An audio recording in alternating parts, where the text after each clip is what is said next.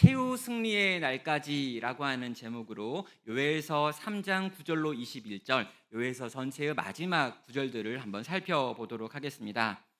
자, 흔히 우리는요, 이 결정적인 어떤 날을 지칭할 때 이 D-Day라고 하는 말을 씁니다. 우리가 며칠 남았다, 며칠 남았다, 며칠 후에 일이 벌어진다라고 하면서 시험을 준비하는 학생들이나 어떤 결정적인 진급을 준비하고 있는 분들, 이럴 때 이 D-Day라고 하는 결정적인 날을 적어놓고 그 날을 세고 있지요. 그런데 이 D-Day라고 하는 날은요, 실제 군사 용어입니다. 2차 세계대전 당시에 우리가 노르망디 상륙 작전이라고 하는 것을 하겠다라고 하면서 이 연합군에서 결정한 날이 바로 이 D-Day죠. 그래서 1944년 6월 6일이라고 하는 이 날을 D-Day로 정하고 노르망디라고 하는 프랑스 서부에 있는 해안으로 100만 명의 연합군을 올려보내겠다라고 하는 작전을 짜게 됩니다.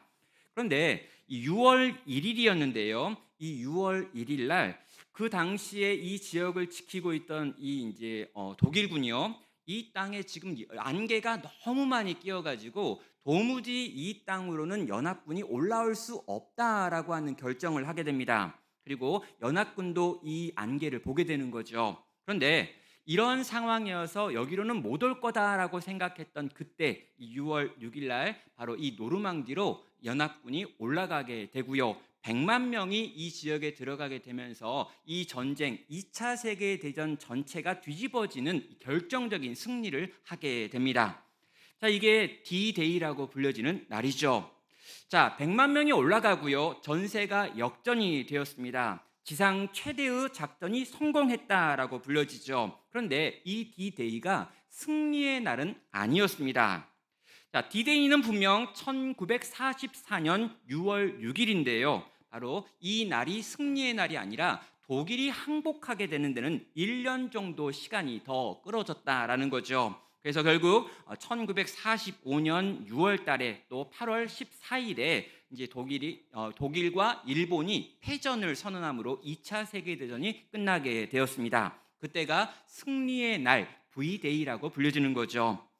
자, 여러분, 기독교인의 삶이 뭐냐라고 하면은요, 바로 이 D-Day와 V-Day 이 사이를 살아가는 삶이라고 할 수 있습니다. 우리가 지금 종료주일이라고 해가지고요, 예수님께서 십자가에 달려 죽으시는 이 고난을 생각하고 십자가에 달려 죽으시는 사건을 묵상하기 위한 절기를 보내고 있는데요. 이때가 어느 때냐면 바로 D-Day입니다. 여러분, 이 사단의 머리가 깨지는 날이고요, 죄와 사망의 사슬이 끊어지는 날이고요, 하나님의 나라가 이 땅 가운데 임하는 시간이 바로 이 우리가 기념하고 있는 예수님의 초림에서 일어난 모든 사건들이기 때문입니다.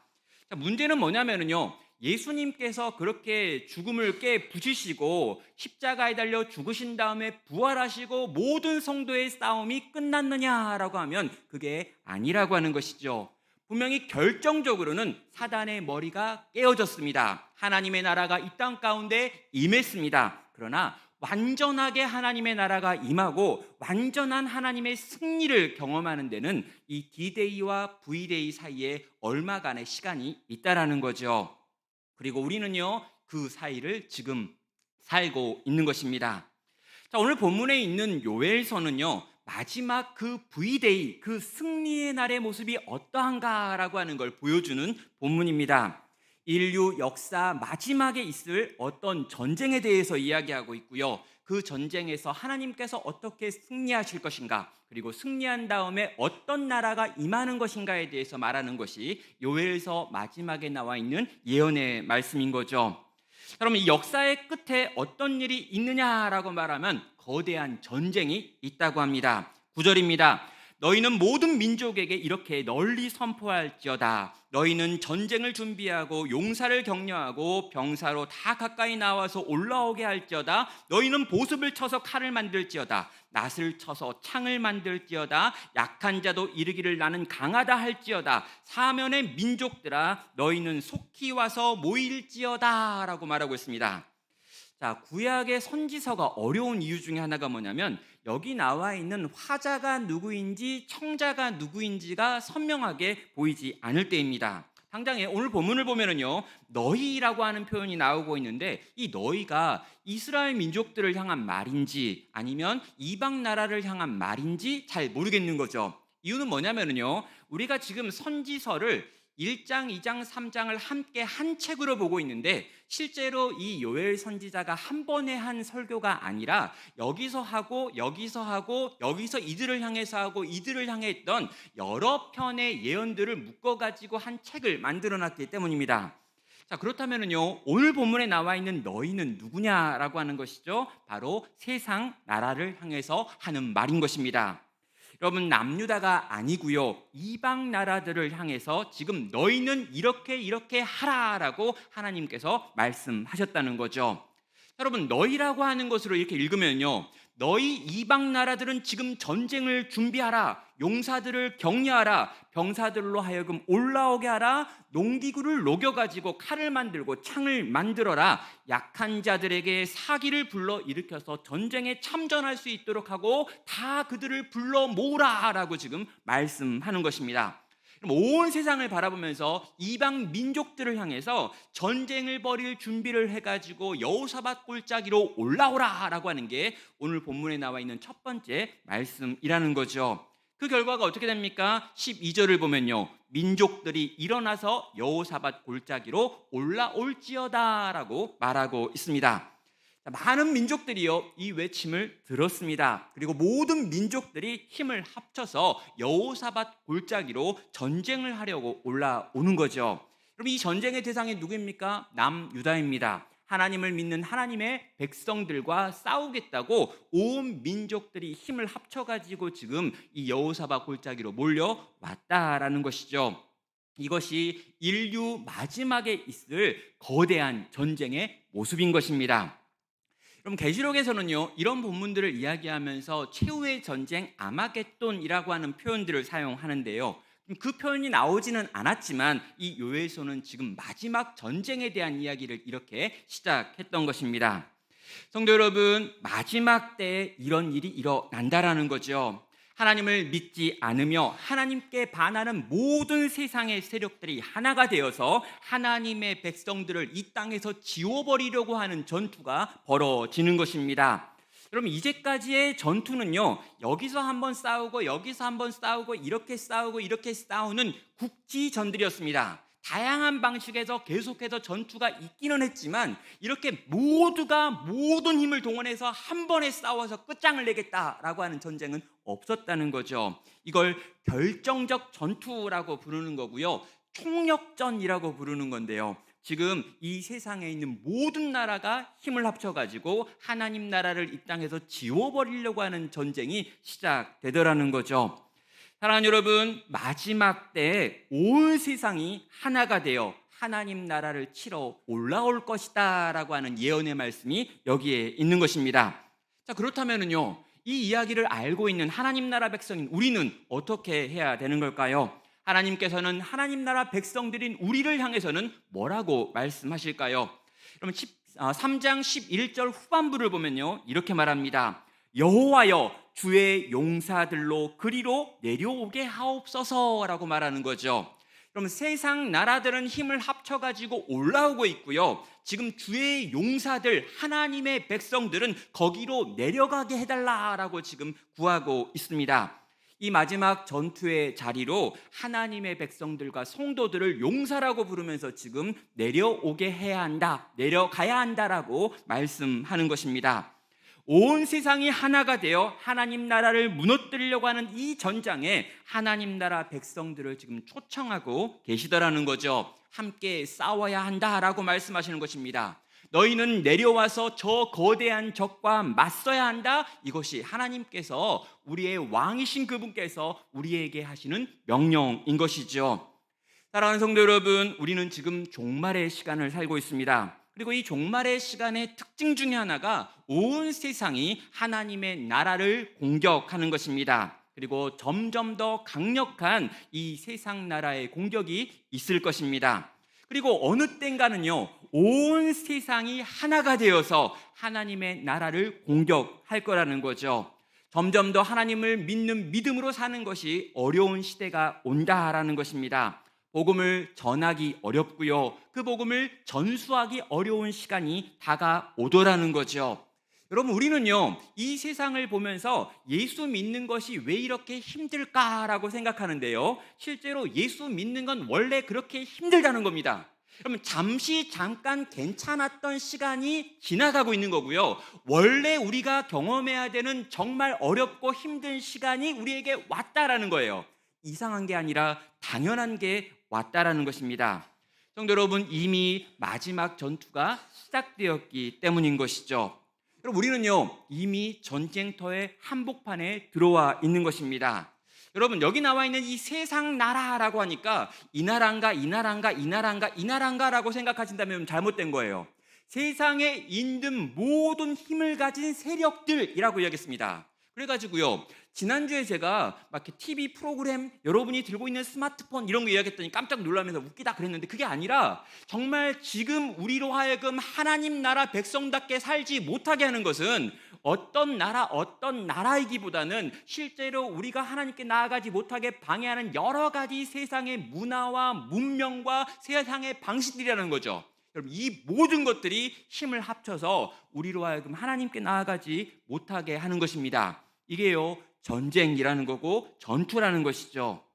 여러분, 우리가 이미 그 전투 가운데 들어와 있습니다. 세상 나라는 끊임없이 수없이 많은 방법들을 가지고 우리로 하여금 하나님의 백성답게 못 살게 만든다는 거죠. 그렇다면 여러분, 우리는 이미 전쟁터 안에 있는데요. 문제가 뭐냐면 우리가 지금 전쟁터 안에 있다라는 생각을 안 하고 사는 것입니다. 나는 평화주의자야 라고 생각하는 거예요. 나는 싸우지 않을 거야. 난 싸움 같은 거 안 좋아해. 난 완전 착하거든. 이런 거죠. 그러니까 싸움이 벌어졌고 총탄이 날아다니는데 그 속에서 나는 평안하다, 괜찮아, 안 맞을 거야, 난 안 때릴 거야, 이런 거죠. 여러분, 그렇게 말해도 소용없습니다. 나는 이 세상이 평화롭다고 생각한다, 나는 이 세상이 평화롭기를 원해 라고 아무리 우긴다 해도 이미 우리는 주의 용사들로 이 전장 가운데 들어와 있는 이 세상 나라와의 싸움을 싸워야 되는 사람들이라는 것입니다. 사랑하는 성도 여러분, 우리가 이미 전쟁터의 한복판에 놓여 있고 우리가 싸워야 할 적이 우리를 향해 이미 올라오고 있고 우리를 포위하고 있다라고 하는 것을 기억하시면서 이 영적 전쟁에 임할 수 있는 여러분 되시기를 바랍니다. 자, 이제 하나님의 나라가 이 세상 나라에 의하여 공격을 당하고 있습니다. 근데 이 세상 나라가 얼마나 강력하느냐라는 거죠. 여러분, 세상에 있는 모든 군대가 모여 있습니다. 그리고 세상에 있는 모든 힘과 능력을 가지고 있는 것들, 힘 있는 것들이 다 모여 있습니다. 세상의 지혜와 권력이 여기에 있고요, 세상의 과학이 여기에 모여 있습니다. 여러분, 하나님 나라 백성이 그 백성답게 살지 못하게 만들기 위하여 모든 종류의 사상과 놀이와 즐거움이 다 한편을 이뤄가지고 지금 하나님의 백성들을 공격하고 있다는 거죠. 눈에 보이는 힘도 있지만 보이지 않는 힘도 있습니다. 이 모든 것이 지금 다 한편이 되어가지고 교회를 향해, 성도를 향해, 하나님 백성들을 향해 밀려오고 있다는 거죠. 여러분, 이런 것이 지금 우리가 경험하고 있는 현실이다라고 생각하면 여러분, 어떤 느낌이 듭니까? 이 세상의 모든 것들이 힘을 합쳐서 나로 하여금 주님 따르지 못하게 만들려고 다가오고 있다라고 하는 걸 제발 여러분의 머릿속에 상상력을 동원해가지고 한번 떠올려 보셨으면 좋겠습니다. 여러분, 이 장면이 어떤 모습일까 생각해 보다가요, 저는 역사학자 헤르도토스가 했던 이 그리스를 점령하기 위해 출격하는 페르시아 100만 대군에 대한 묘사를 한번 보게 되었습니다. 여러분, 이 100만 페르시아 대군을 몰고 지금 그리스를 향해 돌격을 하고 있는데요, 이것에 대하여 헤르도토스라고 하는 역사학자는 이렇게 기록을 합니다. 막강한 페르시아 왕이었던 아하수에로의 지휘하에 진군하던 군대에는 엄청난 수의 무장한 페르시아인, 낙타를 탄 아랍인, 병거를 탄 리비아인, 터빈을 감싼 이 시아인, 또 풍선 바지를 입은 스키타인, 굽 높은 장화를 신은 사랑기아인, 뭐지 모르겠어요. 아무튼 그 밖에 여러 종족들과 민족들이 포함되어 있었다. 말이나 병거를 탄 남자만 해도 8만 명에 육박했고 그 주변에는 셀 수 없는 보병과 많은 궁사들이 행군하고 있었다. 이 거대한 군대가 행진을 할 때는 온 땅이 진동을 냈다. 또 식사를 할 때는 마치 메뚜기 떼처럼 닥치는 대로 모두 먹어치웠다. 그들이 물을 마실 때면 모든 웅덩이가 말라버렸고 모든 강에서는 물 한 방울밖에 남지 않았다. 이처럼 페르시아 제국의 전투력은 전대미문의 막강함을 자랑했다. 왕이 사열을 한 번 하는데도 일주일이 꼬박 걸렸다라고 기록하고 있습니다. 여러분, 엄청나게 거대한 군대가 엄청나게 다양한 방식으로 지금 이 그리스라고 하는 작은 도시국가를 향해서 돌격해 오고 있더라는 거죠. 여러분, 이게요, 세상 나라가 힘을 합쳐가지고 하나님 나라 백성들을 공격하려고 오고 있는 이 진군하는 모습인 것입니다. 얼마나 거대하고 얼마나 강력할까요? 그런 거대한 이 세상 나라 앞에서 또 우리는 얼마나 작다, 얼마나 약하다고 느껴질까요? 여러분, 이런 거대한 세상의 능력과 힘 앞에서 성도인 우리가 모여가지고 함께 이것들과 맞서 싸운다라고 생각을 하면은요, 우리는 이건 바위를 향해서 계란이 돌격하는 바보 같은 거다라는 생각을 할 수밖에 없는 것입니다. 여러분, 맞습니다. 그럼 정말 그런 것 같습니다. 우리의 힘으로 저 거대한 세상의 연합군과 어떻게 싸울 수 있는가? 온 세상이 힘을 합쳐서 우리를 지금 세상에서 지워버리려고 하는데 우리가 어떻게 견디고 이길 수 있는가라고 하는 질문이 나올 수밖에 없더라는 거죠. 여러분, 그때 지혜로운 게 뭡니까? 도망가는 겁니다. 그때는요, 뿔뿔이 흩어져 가지고 어딘가에 숨는 겁니다. 그렇게 해야지만 우리의 생명을 보존할 수 있어 라고 하는 게 세상이 우리에게 들려주는 지혜지요. 그런데요, 이 페르시아 100만 군대가 그리스를 향해 밀려올 때요, 그리스는 제대로 대비하지 못했습니다. 이때 스파르타의 왕이었던 레오니다스라고 하는 이 왕이 있었는데요, 이 왕이 훈련된 300명의 군대를 이끌고요, 이 페르시아가 들어오는 아주 좁은 협곡에 진을 치고요, 페르시아 100만 대군을 막아서는 일이 일어납니다. 이게 인류 역사상 가장 위대한 전투라고 불려지는 이 테르모필레라고 하는 지역 전투이죠. 여러분, 100만 명의 군대가 진격하고 있는데요, 300명의 군대로 이 100만 명을 3일 동안이나 막아내는 일을 했기 때문입니다. 역사상 가장 위대한 패배라고 불려지는 패배가 바로 이 전투지요. 그리고요, 이 300명의 패배를 보면서 그리스가 다시 하나가 되어 힘을 합쳐서 이 페르시아와 전쟁을 벌이게 됩니다. 사랑하는 여러분, 우리는요, 주의 용사들로 부르심을 받았습니다. 여러분, 싸워서 이길 수 없는 것 같아 보이지만 그럼에도 불구하고 너희는 그 자리 그곳으로 가라라고 하는 하나님의 명령을 받았다는 거죠. 이 전투하는 자리가 성도를 향해 하나님께서 부르신 부르심의 자리인 것입니다. 그렇다면 여러분, 우리는 어떻게 해야 합니까? 우리는요, 예수를 구원자라고 고백할 뿐만 아니라 나의 주인님이라고 고백합니다. 우리는 예수가 우리의 왕이라고 고백하고요, 예수는 우리의 주라고 고백합니다. 그분이 우리에게 명령하시면 우리는 그분에게 예라고 대답합니다. 그래서 어떻게 합니까? 이길 수 없어 보이는 것 같은 이 거대한 전장을 향해 우리도 무장하고 용사가 되어 내려가는 것입니다. 사랑하는 여러분, 질 것 같습니다. 정말 질 것 같고요, 정말 이길 가능성이 없어 보이고요, 정말 바위를 향해 달려가는 계란과 같아 보일 수 있습니다. 그러나 그럼에도 불구하고 주가 우리에게 원하시니 우리는 그분께 순종하여 그 전장으로 내려간다라는 거죠. 근데 여러분, 거기 그 자리 그곳에서 우리가 하나님의 말씀에 순종하여 이 전투를 벌이기 시작할 때 어떤 일이 벌어질까요? 12절은 말합니다. 내가 거기에 앉아서 사면의 민족들을 다 심판하리로다. 여러분, 놀라지 않네요? 엄청 놀라운 거예요, 여러분. 거기 딱 가서 싸우려고 했는데 하나님이 거기 딱 앉으셔서 그 사면에서 몰려들어오는 모든 적들과 싸워서 그들을 심판하신다는 거예요. 거기에 어떤 표현 나옵니까? 너희는 낫을 쓰라, 곡식이 이것도다. 와서 밟을지라, 포도주 틀이 가득히 찼고 포도주 독이 넘치니 그들의 악이 크미로다. 사람이 많음이여 심판의 골짜기에, 사람이 많음이여 심판의 골짜기에 여호와의 날이 가까움이로다. 해와 달이 캄캄하며 별들이 그 빛을 거두리로다. 무슨 말입니까? 지금 여호사밧 골짜기로 엄청나게 많은 이들이 올려왔습니다. 근데 하나님이 거기 싸우려고 모인 하나님의 백성들과 함께 계신다는 거죠. 근데 그분이요, 일어나지도 않아요. 하나님이 일어나서 적들과 싸우는 게 아니라 거기 딱 앉아가지고요, 야 꺼져 끝. 여러분, 거대한 적이었는데, 온 세상에 다 올라왔는데 하나님은 일어나시지도 않고요, 거기 딱 앉아가지고 이 모든 전쟁을 끝내시는 겁니다. 그러더니 이스라엘 백성이 뭐라고 이야기하냐면요, 지금 적들한테는 이 가지고 있는 농기구로 무기를 가지고 만들어서 올라오라 그랬잖아요. 너네는 무기 필요 없고 그냥 낫들고 가가지고 거기 있는 거 거두기만 하면 되고, 거기 가가지고 그 포도주 이미 딸 만큼 다 준비되어 있으니까 그거 가져가가지고 독에 넣어가지고 포도주 틀을 밟아가지고 포도주 만들면 돼 라고 이야기하고 있습니다. 하나님이 이 전쟁을 싸우시고 이 전쟁의 모든 승리의 물품들, 이 승전한 자들이 갖게 되어지는 전리품들을 이스라엘 백성들에게 이런 방식으로 나눠준다라는 거죠. 사람이 많으며, 심판의 골짜기에 사람이 많으며 뭡니까? 지금 하나님께서 치신 세상에 있는 이 모든 것들이 지금 여기 쓰러져 있는 적들로 표현이 되는 것입니다. 하나님께서요, 완벽하게 이 전투에서 이기실 거라는 거죠.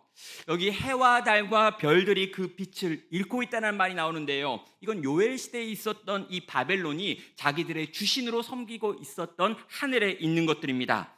해와 달과 별, 그들이 섬기고 있는 그 신들마저도 내가 다 부셔뜨리겠다라고 하는 하나님의 예언에 약속된 승리의 말씀인 것입니다. 사랑하는 성도 여러분, 우리는 때로 이 세상이 무섭습니다. 이 세상이 하나가 되어 우리를 집어삼키러 다가온다라고 하는 생각을 하면요, 우리는 두려움에 떨 수밖에 없지요. 그런데 여러분, 하나님께서는 우리로 하여금 그 세상과 맞서라라고 지금 명령하십니다. 도무지 이길 것 같아 보이지 않는 그 세상과의 전쟁에 너희는 나가야 한다라고 말씀하고 있습니다. 우리는 절대 용사가 아닌데 우리를 용사라고 부르시면서 거기 그 자리에 서라고 말씀하시지요. 그런 다음에요, 그 싸움터에 우리가 두렵지만 순종하여 설 때 그분은 우리 앞에 서시는 것입니다. 우리 앞에서 그분이 친히 싸우시는 것입니다. 그리고 하나님의 손 아래서 세상 나라가 굴복하게 된다라는 거죠. 사랑하는 성도 여러분, 우리가 믿는 하나님은 바로 이 하나님이십니다. 여러분, 세상이 아무리 거대해도요, 하나님께서는 앉아서 그 세상을 치고 무너뜨릴 수 있는 능력을 가지십니다. 우리가 믿는 하나님이 이 하나님인 줄 기억하시길 바랍니다. 이 하나님을 믿으시기 바랍니다. 세상보다 훨씬 크신 이 하나님을 믿고 그 하나님과 한편이 되어 하나님의 전투에 참여하시는 여러분 되시기를 주님의 이름으로 축원합니다. 하나님께서는요, 이렇게 이 전장에 나온 하나님의 백성들에게 한 가지를 더 약속하시죠. 무엇입니까? 내가 너를 지키고 보호하겠다라고 말씀하시는 것입니다. 16절은 말합니다. 여호와께서 시온에서 부르짖고 예루살렘에서 목소리를 내시리니 하늘과 땅이 진동하리로다. 그러나 여호와께서 그의 백성의 피난처 이스라엘 자손의 산성이 되시리로다 라고 말합니다. 여러분, 하나님께서 전쟁을 벌이실 때요, 엄청난 일들이 일어납니다. 적들이 그 앞에서 쓰러지고 사라지고 무너집니다. 그러면요, 우리는 어떡합니까? 우리도 싸우고 있었잖아요. 근데 하나님께서 말씀하시는 게 뭐냐면, 땅들이 진동하고 하늘이 진동하는 전쟁이 벌어지는데 내가 친히 내 백성의 피난처가 되고 내 백성의 산성이 되어 너희는 지켜내겠다라고 약속하고 계시는 것입니다. 사랑하는 성도 여러분, 하나님이 우리를 지키신다고 합니다. 하나님이 그 어떤 상황에도 우리를 보호하시겠다, 우리의 생명을 보존하시겠다, 우리의 영원한 생명은 반드시 내가 지킨다라고 약속하신다는 거죠. 여러분, 하나님께서요, 이렇게까지 내가 널 지킨다, 이렇게까지 내가 널 함께한다, 내가 너의 산성이 되어줄게, 내가 너의 반석이 되어줄게, 요새가 되어줄게, 내가 너의 피난처가 되어줄게 라고 말씀하시면요, 그렇게까지 말씀하시면 믿어야죠. 그 정도까지 말하면 믿어야 되는 거 아니에요? 오빠 믿지 말 속아가지고 지금 여러분 이렇게 된 거 아니에요? 오빠는 믿으면 안 되지만, 여러분 오빠는 믿으면 안 돼요. 근데요, 진짜 하나님이 이 정도까지 나를 믿고 내가 지켜줄게, 보호해줄게, 함께 해줄게, 내가 널 지켜줘 끝까지 완전하게 해줄게 라고 말하면 우리 믿어야죠. 근데 여러분, 이 하나님이 이렇게 말씀하심에도 불구하고 우리는 잘 믿지 않는 것입니다. 사랑하는 성도 여러분, 여전히 내 눈앞에 세상이 더 커 보입니다. 하나님의 약속은 긴가민가하고 하나님의 약속의 말씀은 잘 믿어지지가 않고 세상은 지금도 크고 강하고 위대해 보이며 나를 집어삼키고 망하게 할 것처럼 느껴진다라는 거죠. 성도 여러분, 믿음이 뭐냐고요? 느낌이 아니라 사실을 붙잡는 것입니다. 하나님의 약속의 말씀을 붙잡는 것입니다. 지금 내가 경험하고 있는 일들, 그리고 내가 지금 느껴지고 있는 일들, 내 눈앞에 펼쳐지고 있는 저 거대한 세상의 크기 앞에 그보다 더 크신 보이지 않는 하나님의 능력의 손을 믿는 것이죠. 그 하나님을 믿고요, 그 하나님을 붙들고요, 그 하나님이 내게 요구하시는 믿음의 전장으로 나아가 하나님의 승리를 함께 경험할 수 있는 성도 되기를 주님의 이름으로 축원합니다. 그렇다면요, 이제 하나님께서 승리하셨습니다. 그 승리하신 하나님께서는요, 어떤 걸 우리에게 보여주시는 걸까요? 예, 완성된 하나님 나라의 모습이 그래서 마지막 뒷부분에 나와 있습니다. 여러분, 예수님께서요 2000년 전에 이 땅에 오심으로 인하여 하나님의 나라가 이 땅 가운데 임했습니다. 그걸 이미 임한 하나님 나라라고 불렀죠. 여러분, 이 이야기는 굉장히 많이 했는데 매번 또 합니다. 왜냐하면 우리가 잘 기억하지 못하니까요. 그래서 이미 하나님의 나라가 2000년 전에 임했고요, 이 나라가 근데 문제가 있어요. 아직 완성된 나라는 아니라는 겁니다. 그래서 우리가 여기서요 어려움을 당하고 죄의 영향력을 받으면서 이 땅에서 분투하는 삶을 살고 있는 거죠. 그런데 이 나라가요 어느 때인가 완성될 것입니다. 예수님께서 이 땅 가운데 재림하시는 그날 이 세상의 모든 것들이 새로워지면서요 완성된 하나님의 나라가 이 땅 가운데 만들어질 것입니다. 이미와 아직이라고 하는 그 하나님 나라의 이야기 속에 지금 우리가 여기서 살고 있다라는 거죠. 이미와 아직 사이에 이 전투하는 성도의 삶이 여기에 있는 것입니다. 아직 완성되진 하나님 나라가 있는 거죠. 아직 완성에 이르지는 못했습니다. 그래서 우리가 어떻게 합니까? 이 땅에서 아직 완성되지 않은 하나님 나라를 완성하기 위하여 애쓰고 노력하는 성도의 삶을 살아가고 있는 것입니다. 이 싸움이 때로는 너무 힘들고요, 이 싸움이 때로 우리를 지치게 하고요, 하나님의 나라를 만들기 위해 우리는 싸우고 있는데 점점 더 하나님의 나라가 흐릿해져 가고 있다라고 하는 느낌을 받을 수도 있습니다. 그러나 여러분, 하나님께서 결정적인 순간에 예수 그리스도께서 이 땅 가운데 오심으로 말미암아 이 땅의 모든 것이 완성되어집니다. 이게 완성될 하나님 나라인 거죠. 성도 여러분, 이 완성될 하나님 나라는 어떤 모습일까요? 이 완성된 하나님의 나라는 도대체 어떤 곳이기에 그 나라를 위하여 오늘 우리는 분투하는 싸움을 싸워야 되는 걸까요? 오늘 본문 보면요 3가지로 그 나라에 대하여 설명하고 있습니다. 첫 번째는요, 완전한 거룩이 회복되어지는 나라가 바로 그 나라입니다. 17절은 말합니다. 그런즉 너희가 나는 내 성산 시온에 사는 너희 하나님 여호와인 줄 알 것이라. 예루살렘이 거룩하리니 다시는 이방 사람이 그 가운데로 통행하지 못하리로다 라고 말합니다. 자, 이 거룩이 회복되어지는데 이 양상이 2가지로 표현되고 있습니다. 하나는요, 너희가 내가 여호와인 줄 알게 될 것이다 라고 하는 표현 가운데 들어있죠. 예, 이게 무슨 말입니까? 여러분, 거룩의 가장 큰 특징이 뭐냐면요, 하나님에 대하여 이제는 완전하게 알게 되어진다라고 하는 것입니다. 여러분, 이전에 우리는 희미하게 하나님을 압니다. 이 땅을 살아가는 우리들은요 희미하게 하나님에 대하여 느낍니다. 여러분, 얼굴과 얼굴로 하나님을 보는 것이 아니라 마치 거울을 통해 가지고 보는 것처럼, 청동으로 만들어진 거울로 비춰 보는 것처럼 그렇게 하나님을 봅니다. 하나님을 전혀 모르는 건 아니에요. 하나님의 말씀을 통해서, 성도의 교제를 통해서, 예배를 통해서 하나님을 알고요, 그 하나님을 알게 되어 그 기쁨과 감격으로 살죠. 근데 늘 불안해요. 왜요? 완전하지 않으니까요. 하나님에 대하여 알기는 알지만 너무 흐릿하게 알고 있습니다. 그래서 늘 이 땅에서 우리는 불안했고 초조했던 거예요. 근데 여러분, 그 완성된 하나님 나라에 가면은요 하나님을 알게 되는 것입니다. 하나님을 온전히 알게 되는데요, 이 안다라고 하는 이 표현은 여러 번 말씀드렸지만 이 성적인 관계를 통해 안다, 경험을 통해 안다라고 하는 그 표현입니다. 완벽하게 하나님을 이해하고 하나님을 경험하고 하나님을 누리는 그 복된 상태에 들어간다는 거죠. 사랑하는 여러분, 잠깐 하나님을 경험해도 너무 좋잖아요. 잠깐 하나님을 경험하고 잠깐 하나님의 위로를 맛봐도 잠깐 하나님을 깨닫게 돼도 이렇게 행복한데, 그 하나님을 온전히 아는 나라, 그 나라가 바로 하나님 나라다, 완성된 그 나라다라고 지금 설명하는 것입니다. 그럼 저는요, 하나님을 많이 안다라고 하는 분을 세상에서 별로 만나본 적이 없어요. 여러분, 이 땅을 살아가는 모든 사람들은요, 하나님을 알고 싶습니다. 근데요, 하나님을 알려고 애쓰면 애쓸수록 하나님에 대해 내가 모르는 게 너무 많다라는 걸 알게 되는 거예요. 그래서 점점 더 겸손해지는 거죠. 그리고요, 그래서 어떻게 됩니까? 하나님을 완전하게 알게 되어지는 그날을 더 소망하게 되는 것입니다. 사랑하는 성도 여러분, 그 완성된 하나님 나라에 가면 우리는 하나님을 완전하게 알게 될 것입니다. 얼굴로 대면하는 것처럼 그렇게 하나님을 경험하게 될 것입니다. 그 하나님을 경험하게 되는 자리, 그 하나님을 누리는 자리, 그 복된 자리를 향하여 계속해서 나아가시는 우리 모든 성도 되시기를 주의 이름으로 축원합니다. 두 번째, 그 나라의 특징은요, 세상이 완전한 심판을 당하게 된다라고 정의할 수 있습니다.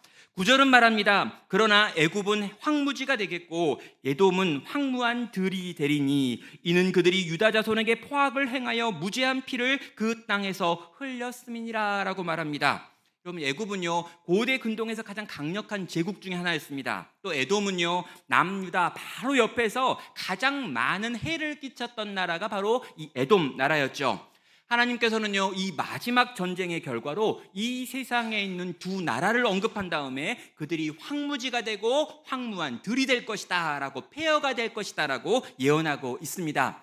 남유다 백성들에게 포악을 행하고 피를 흘리게 했던 이들을 향해서 하나님께서 멸망시키겠다, 심판하시겠다라고 말씀하셨다는 거죠. 그리고 실제로요, 애굽과 에돔은 그 이후의 시간이 지나면서 점점 더 약해졌고요, 지금은 그 명맥만 유지하고 있죠. 자, 그런데요, 그럼 그들이 정말 황폐했고 황무했고 세상에서 끝났고 사라졌느냐라고 물어보면 그건 아니죠. 여전히 이집트라고 하는 이 땅에 있는 지명 위에 나라가 존재하잖아요. 그럼 도대체 뭘 의미하는 걸까요? 그럼 이 에돔과 이 애굽이라고 하는 것이 상징하는 것이 있다라는 겁니다. 무엇입니까? 하나님 나라 백성들에게 포악을 행하고 그 하나님 나라 백성들을 피 흘리게 하는 세상의 모든 힘 있는 것들을 상징하는 것이 여기 나와 있는 애굽과 에돔이라는 거죠. 하나님 나라 백성으로 하여금 정말 믿음으로 살지 못하게 만드는 세상의 모든 세력들, 다시 말해서 사단과 사단의 모든 세력들이 여기 나와 있는 애굽과 에돔의 상징의 내용물인 것입니다. 그렇다면 여러분, 무슨 일이 벌어진다는 것입니까? 여러분, 완성된 그 하나님 나라에는요, 더 이상 마귀와 사단이 개입할 여지가 없다. 더 이상 죄가 왕노릇할 수 없다. 세상을 다스리고 지배하고 있었던 그 악한 마귀 사단의 권세가 끝났다라고 하는 걸 선언하고 있는 것입니다. 그럼 이 완성된 하나님 나라의 모습은 어떤 모습입니까? 거기는요, 더 이상 죄가 없습니다. 거기는 죄로 인하여 사람을 공격하고 사람을 흔들게 만드는 사단의 영향력도 끝나버리는 나라입니다. 그래서 그 나라를 봤던 사도 요한은요, 그 나라에 대해서 이렇게 묘사하지요. 여러분, 계시록 21장 3절에 나와 있는데요, 새 예루살렘 성이 하늘에서 임하고 있습니다. 완성된 하나님 나라가 하늘에서 임하고 있는데 그 나라의 모습을 이렇게 설명하지요.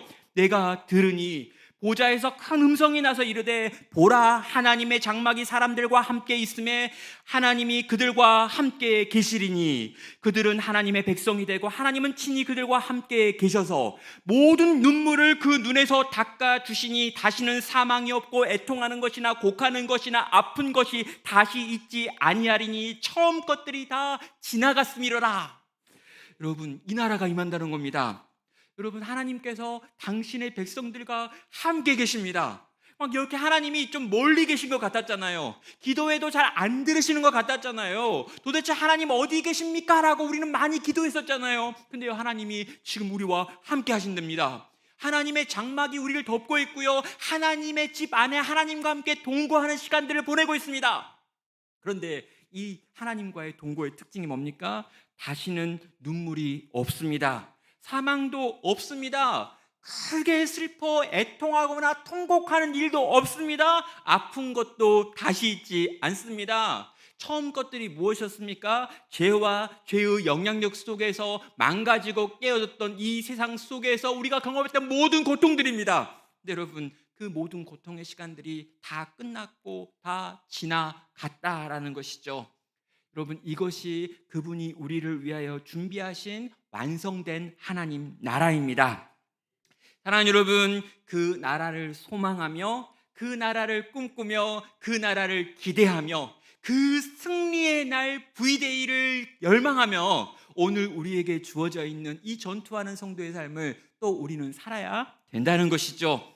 마지막 약속입니다. 성도는 영원한 풍요를 누리게 될 것이다라고 약속합니다. 18절은 말합니다. 그날의 산들이 다 포도주를 떨어뜨릴 것이며 작은 산들이 젖을 흘릴 것이며 유다 모든 시내가 물을 흘릴 것이며 여호와의 성전에서 샘이 흘러 나와서 시딤 골짜기에 대리라 라고 말합니다. 마지막 전투에서 승리하는 그날 성도에게 이런 풍요가 부어진다라는 거죠. 산에서요 포도주가 막 쏟아지고 있습니다. 작은 산에서요 젖이 흘러 넘쳐나고 있습니다. 모든 시내에 물이 충만합니다. 성전에 있는 샘이 터져가지고요 물이 넘쳐 흘리는데 그 물이 시딤 골짜기를 채울 것이다 라고 말하고 있습니다. 여러분, 여기에 지명 하나 나오죠. 시딤 골짜기. 그럼 이 시딤 골짜기는 왜 여기 갑자기 뜬금없이 말 아십니까? 원인 모르게 이유 없이 동네 사투리인데 그냥 나왔어요. 여러분, 시딤 골짜기 왜 나왔냐고요? 그럼 시딤이라고 하는 게 아카시아입니다. 그리고 아카시아라고 하는 나무의 특징이 뭐냐면 물이 없이 사는 나무라는 거예요. 그래서 이 아카시아 골짜기다라고 하는 말은요 가장 척박해서 물 한 방울도 없어서 가시 엉겅퀴만 자라는 바로 그곳입니다. 여러분, 이 시딤 골짜기가 물 없는 그 골짜기에 성전에서 흘러 넘치는 샘이 채워서 강이 될 것이다 라고 지금 말씀하는 것입니다. 성도가 누리는 온전한 풍요를 말씀하는 거죠. 사랑하는 여러분, 이 시딤 골짜기 이건 뭘까요? 지지리도 복 없는 내 인생이 바로 그 시딤 골짜기입니다. 뭐 하나 되는 것 없는 내 인생이 그 시딤 골짜기예요. 세상에서 가장 꼬인 것 같은 내 삶이 그 시딤 골짜기입니다. 이것도 해보고 저것도 해보고 저런 열심도 내봤는데 진짜 내 인생은 왜 이렇게 되는 게 없을까라고 하는 인생이 여기 있다면 바로 당신이 그 시딤 골짜기라는 거죠. 근데 여러분, 그 골짜기에 성전에서 터져나온 샘물이 채워질 것이다. 거기가 충만해질 것이다. 거기서 생명의 역사가 일어날 것이다 라고 주께서 약속하시는 것입니다. 사랑하는 성도 여러분, 젖과 꿀이 흐르는 땅으로 주께서 우리를 인도하고 계십니다.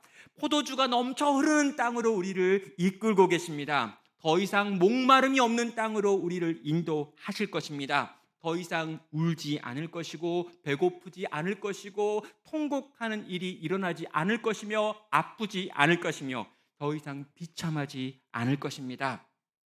사랑하는 성도 여러분, 내 인생이 마치 지금 시딤 골짜기에 있는 것 같다면 여러분, 내가 지금 살고 있는 이 삶의 모습이 도무지 이 세상 속에서 하나님 백성다운 삶을 살아낼 수 없는 환경과 여건 같아 느껴진다면 그렇다면 여러분, 성전에서 터져나온 샘으로 말미암아 모든 것이 회복되는 그날을 소망하며 오늘 내게 주어진, 오늘 내게 싸우라고 하신 이 영적 전투를 또 이어가는 성도 되시기를 주님의 이름으로 축원합니다. 성도 여러분, 말씀을 이제 마무리해야 합니다. 우리는요 이 땅을 어떻게 삽니까? 종말론적인 긴장을 가지고 살아가지요. 이미 임한 하나님 나라, 아직 완성되지 않은 하나님의 나라, 그 사이에서 치열하게 영적 전투를 치르며 살아갑니다. 그런데 여러분, 이런 우리에게 필요한 게 뭘까요? 바로 그 나라에 대한 소망입니다. 완성된 그 나라, 완전한 그 나라, 우리 주님께서 완전하게 승리하셔서 우리 가운데 예비하신 그 나라를 향한 소망이 우리로 하여금 이 싸움을 끝까지 싸우게 한다는 거죠. 지난주 수요일 날이요 전북 이리에 있는 작은 시골 교회 가가지고 말씀을 전하게 됐습니다. 거기 이제 제가 왜 가게 됐냐면요. 어떤 젊은 30대 목사님이 저에게 편지를 하나 썼어요. 뭐라고 하면 3년 정도 전에 저에게 편지를 써서 제가 이러이러한 일이 있어서 이러이러한 교회에서 와달라고 하는 요청을 받았는데 그 교회는 이런데 제가 가도 될까요? 라고 하는 편지였습니다. 저는 이제 그런 편지가 오면요, 가능한 모호하게 답변합니다. 왜냐하면 책임지지 않으려니까, 책임질 수 없으니까요. 그래가지고 모호하게 뭐라고 답변했냐면, 하나님께 기도해 보시고 하나님께서 그 공동체를 사랑하는 마음을 주시면 그 사랑하는 마음에 반응하십시오라고 편지를 쓰고 답글을 보냈어요. 그 다음에 그 친구가 어떻게 결정을 했는지는 저한테 이야기하지 않았습니다. 3년이 지난 다음에 그 친구가 편지가 다시 와가지고 자기가 3년 전에 목사님의 말씀에 큰 은혜를 받고 그 교회에 갔답니다. 그래가지고 그 교회에 가가지고 지금 3년 동안 사역을 했고 그 교회가 60주년이 되어서 60주년 기념 예배에 목사님을 모시고 싶다는 거예요. 그러면서 그 교회 사정을 이야기합니다. 그 교회의 평균 연령이, 평균입니다, 평균 75세랍니다. 가장 젊은 아가씨가 계신데 피아노 반주하시는 분인데 63세십니다. 그 친구는 39, 이제 40인데 그런 교회 간 거죠. 그리고 주일날에는 한 30명 정도 출석하는데 수요일에 모이면 한 20분 정도 오실 가능성이 있답니다. 그리고 그날도 감기 걸리면 못 올 수 있고 기침 나오면 못 올 수 있고 비 오면 못 올 수 있다고 이야기하는 거예요. 근데 60주년 기념 예배에 꼭 목사님을 모시고 싶대요. 제가 지은 죄가 있어가지고 가겠다고 하고 갔습니다.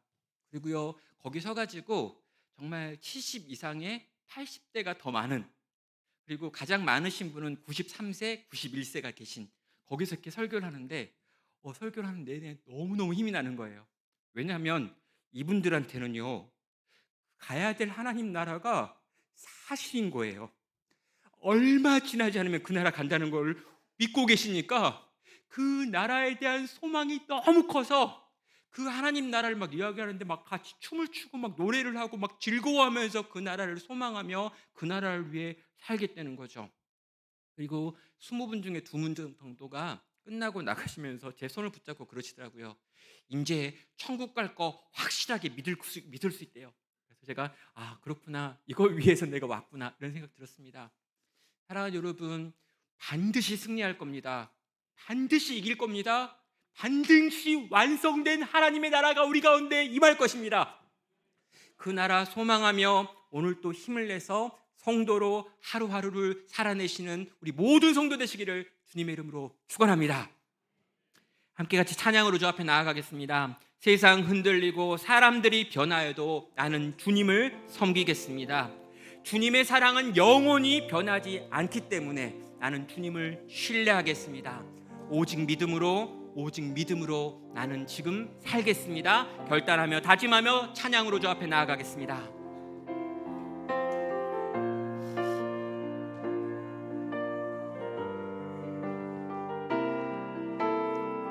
세상 흔들리고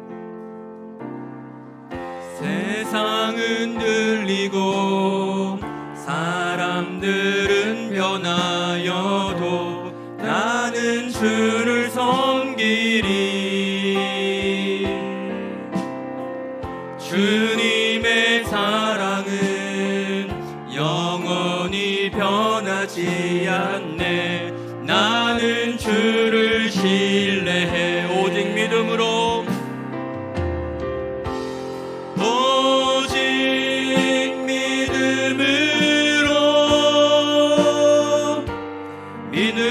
내가 살리라.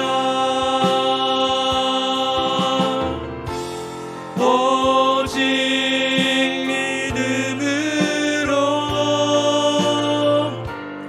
믿음으로 내가 살리라. 믿음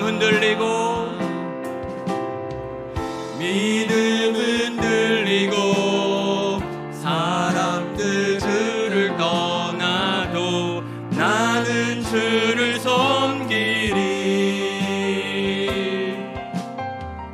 주님의 나라는 영원히 쇠하지 않네. 나는 주를 신뢰해.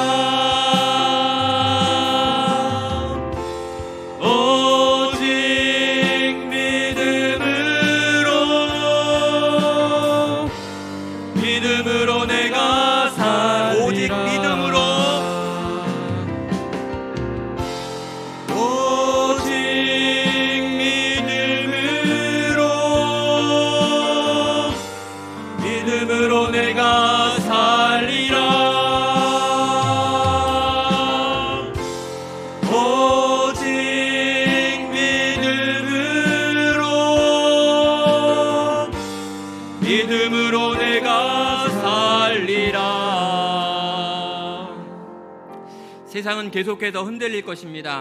우리의 믿음도 끊임없이 흔들릴 것입니다. 사람들은 여러 가지로 변해갈 것입니다. 사람들이 주를 떠나는 것들을 보게 될지도 모르겠습니다. 그러나 이 모든 상황 속에서 나는 영원히 승리하실 우리 주님의 승리를 바라보며 주님을 섬기며 주님을 따르며 주님을 믿으며 이 땅에서의 영적 전투를 싸우겠습니다. 주님, 그 싸움을 싸울 때 나와 함께하여 주시옵소서. 이 전투를 끝까지 이어갈 수 있는 믿음의 사람들 되게 하여 주시옵소서. 내가 그렇게 되게 하시고 우리 교회가 그런 교회 되게 하여 주시옵소서. 함께 합심하여 기도로 주 앞에 나아가겠습니다. 하나님 아버지, 최후 승리를 믿으며 주께서 우리 가운데 반드시 승리하실 것을 소망하며 오늘 우리 가운데 주어